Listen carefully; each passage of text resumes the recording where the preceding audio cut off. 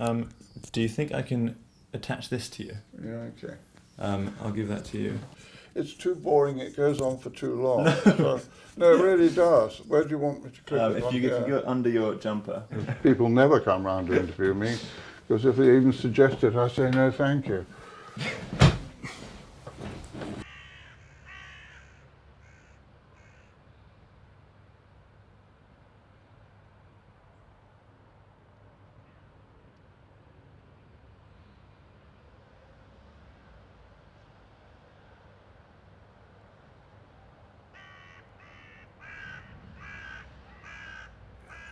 I suppose the way I would look at it if I had to offer an explanation, which I don't like doing really, because usually explanations are half-truths at best.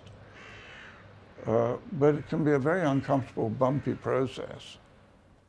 But it's nice to get up in the morning and walk into the studio where you've left something incomplete, but at a stage where it's demanding the next thing to happen.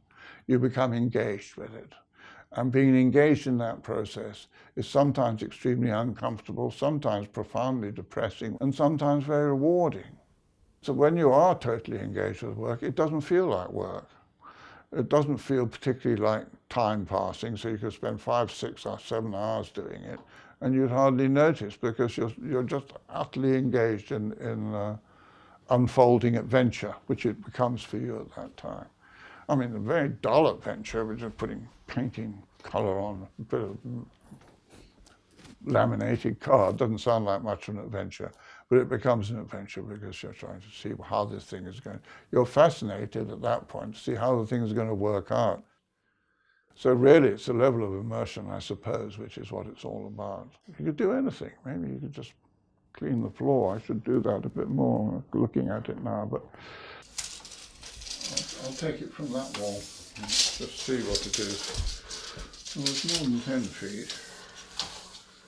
The more interesting method for me is being able to work at home in what is a very small studio, which is my kitchen. It's also the only room in the flat which overlooks the park, Alexandra Park. I like the way the lights work in here. Obviously, if you move them to another room, the light's different, they're going to look different. But this particular light, with these particular pieces, causes them to become illuminated. You know, you're using reflection to bounce the light back and forth, and you can change colours. Some of the colours are reflected colours. These pieces relate to work I was doing in the 1960s, which require really a factory to allow you to make the work, for it to be fabricated at full size, which is around 7 feet. What I've kind of set myself as a goal is that I'm going to have 2 rings with a common center. The inner ring will be supported in such a way that it looks as if it's floating. It looks independent of the supports. Visually, what you start to believe is that there's a sort of energy field that keeps these 2 rings with the same center perfectly in balance the whole time. If you can get the center ring to look as if it's supported in an energy field, it gives the whole thing a sense of lightness. So whether people bother to work out why or not, what they're getting is a sense of complete weightlessness. Initially, the forms came out of doing aerobatics when I was trained as a pilot in the RAF. When you're doing aerobatics, what you have to do is to hold an image inside your mind of where you are in the loop or the barrel or whatever it is, because the horizon will be whirling around and disorientating. And the only way to know what you're doing, to control what you're doing, is to have an inner image. And this is, you learn this automatically because there's no other way to do it. What it does is it really polishes up your ability to visualize internally. And it relates strongly to the circle. So if you're looping the loop or doing a barrel roll, the circular image is what you're using to do it. It's the physics of flying an aeroplane create the geometry.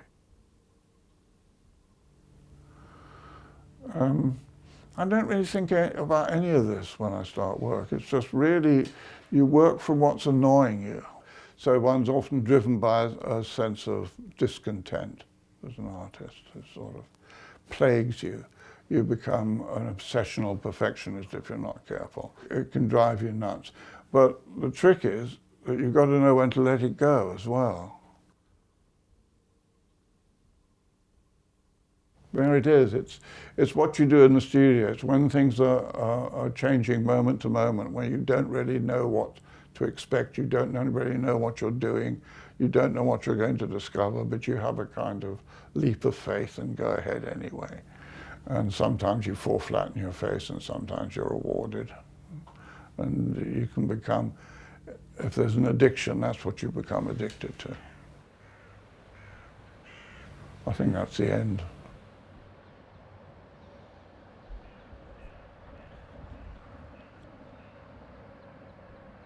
I always feel that however much you talk, you kind of often you're as much obscuring what really goes on as you are revealing it.